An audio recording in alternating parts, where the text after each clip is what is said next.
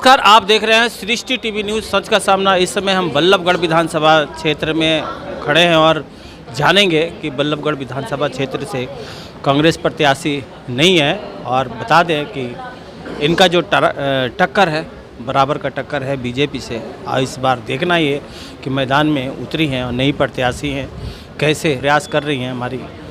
और प्रत्याशियों बहुत सारे हैं लेकिन प्रत्याशी दो ही चर्चे में हैं, एक तो मूलचंद शर्मा और ये हमारी कांग्रेस पार्टी का दो ही प्रचार चल रहा है। और जानेंगे इस बार चुनावी मुद्दा में कौन आगे निकलने का प्रयास में लगा हुआ है। नमस्कार, हमारे सृष्टि टीवी में स्वागत है जी। आपका बहुत बहुत धन्यवाद। क्या लगता है इस बार चुनावी माहौल में आप नए प्रत्याशी के रूप में आई हैं, अभी आप तब कभी फील्डिंग नहीं करी है, कैसे इन बीजेपी सरकार से आप अपने आप को आगे कैसे निकालेंगे सीट?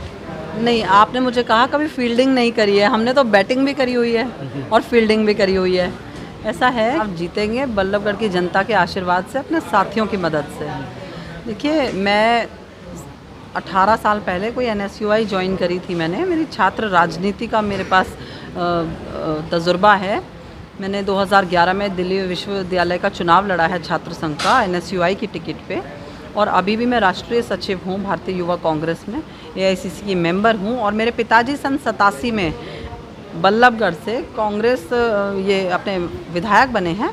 और मैं समझती हूँ कि आज वही जनता, वही हमारा परिवार और बड़ा हो चुका है, और बल्लभगढ़ का वही परिवार मुझे अपनी बेटी पराग शर्मा को भी भरपूर प्यार देकर, आशीर्वाद देकर आगे बढ़ाएगा और विधानसभा तक भेजेगा। पराग शर्मा जी, चुनाव जो है बहुत ही गंभीरता से यहाँ होने वाला है, बराबर का टक्कर आपका चल रहा है, उसमें और भी प्रत्याशी हैं। और शारदा राठौर जी ने मेहनत किया है इस क्षेत्र के लिए, गिरीश भारद्वाज जी ने भी मेहनत किया है इस क्षेत्र के लिए।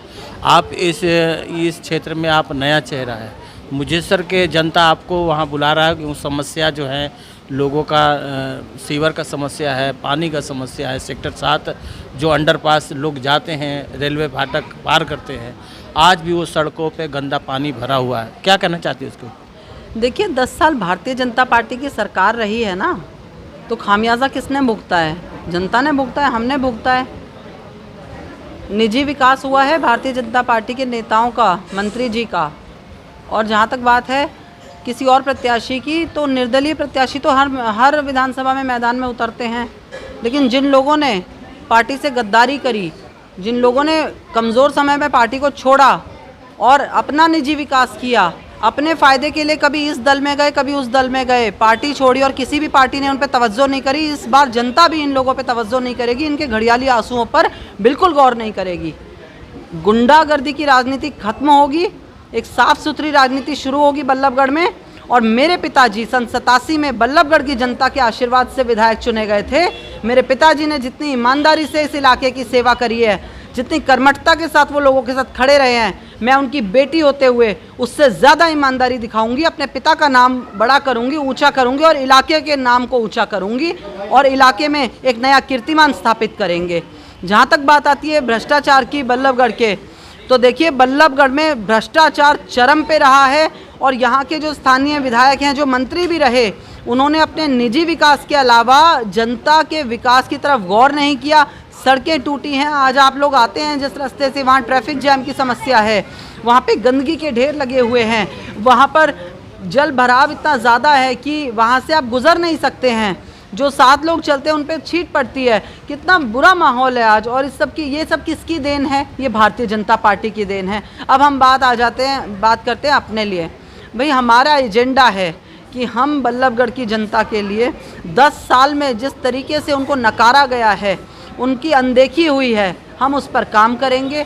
हम अपनी महिला सुरक्षा पर गौर करेंगे। आए दिन क्राइम होता है, नुकसान होता है, लोगों का प्रॉपर्टी का नुकसान होता है, जान माल का नुकसान होता है। इसकी जिम्मेदारी किसकी है? जिम्मेदारी जनप्रतिनिधि की होती है, लेकिन जनप्रतिनिधि का ध्यान सिर्फ अपने विकास में है, जनता के विकास में नहीं। हमारे जो बच्चे हैं जो पढ़ नहीं पाते, उनकी शिक्षा पर गौर किया जाएगा, उच्च शिक्षा दिलाई जाएगी, शिक्षा के बाद बच्चों को नौकरियां दिलाई जाएंगी। गरीब मजलूम परिवार के बच्चों को भी उच्च शिक्षा के माध्यम से IAS IPS की कोचिंग दी जाएगी, ताकि वो पढ़ के कुछ काबिल बन सकें, उनके माता पिता के सपनों को पूरा कर सकें।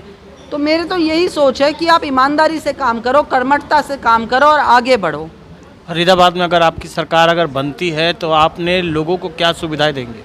देखिए, मैंने आपको वही बताया, सुविधाएं यही हैं। आप बच्चों की शिक्षा पे ध्यान दो, आप उनके लिए, शिक्षित बच्चों के लिए रोज़गार पैदा करो, और उसके साथ साथ आप जो सड़क, बिजली, पानी, स्वास्थ्य है जो, इसका तो मेरे ख्याल से मांगने की भी ज़रूरत नहीं होती। लेकिन 10 साल से बल्लभगढ़ की जनता मंत्री जी का दरवाज़ा खटखटाती रही कि हमें सड़क, बिजली, पानी, शिक्षा, स्वास्थ्य में मदद करें, मगर उन्होंने तो सिर्फ अपने होटल और बिल्डिंग खड़ी करी।